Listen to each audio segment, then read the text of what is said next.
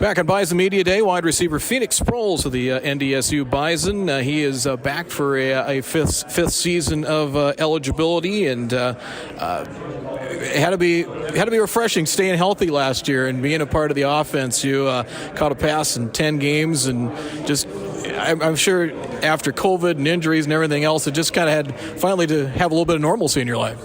Yeah, you said it. Just some normalcy. Back to playing football. Obviously missed that 2020 spring season.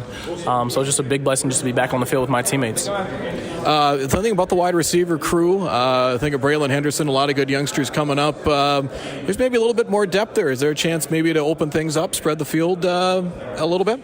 Yeah, I mean, we got a bunch of young receivers. I think me and Zach are obviously the oldest guys, and then, like you said, Braylon Henderson, Raj Nelson, DJ Hart, Jake Lippy, and Juan Carlos Volpentesta. We got a lot of young guys that can play football, and man, whatever Coach Roll calls, we'll be ready. And there's got to be it's got to be fun for you. It's got to be fun for the offense with all the weapons, all the depth you have coming back. They're probably not going to show and see a lot of things early on, but it's nice that you can and the coaches can open things up as the season goes along.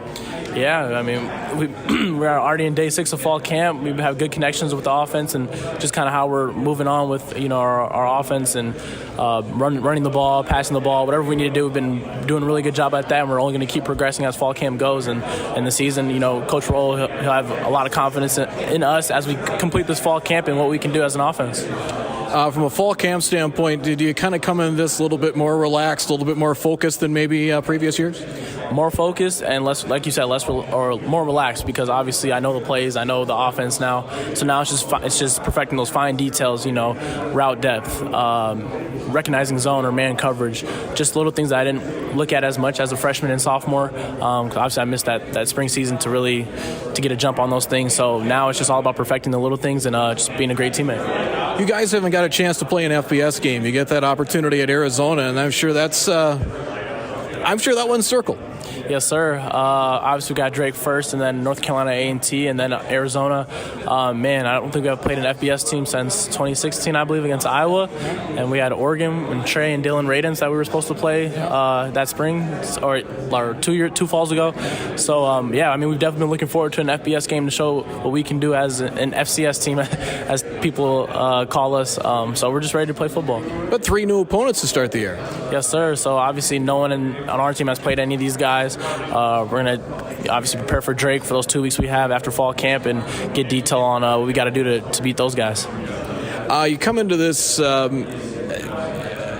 just imagine you kind of look at your time here, and you went through a lot with COVID and injuries and everything else. Do you look back, and is there anything that at 17 or 18 years old you would tell that Phoenix Sproles now? Yeah, just control what you can control. Played over 50 games in my career, or close to 50 games, I think, in my career already. Never got injured until, obviously, I was hit from a contact collision, but been healthy my whole career and really just been looking to prove what I can do just for myself, really, because obviously I know what I'm capable of, but I just want to prove to myself that I can do it. So just control what you can control to my younger Phoenix, that's all. Well, I think of a close friend of yours, Christian Watson's kind of dealing with that right now in Green Bay. Yes, sir. Well, I don't know the complete details, but obviously he's not practicing, so obviously something's up. But I know he'll be ready to go when the time comes, and he's really excited to be a part of the Packers organization. You keep in touch with Trey Lance? Yes, sir. Got off the phone with him the other day. Quick little FaceTime call, just checking up on him. He's having fun in training camp, and man, he's looking forward to the season. He's coming back. He'll get a chance to scrimmage the Vikings, sounds like, next week.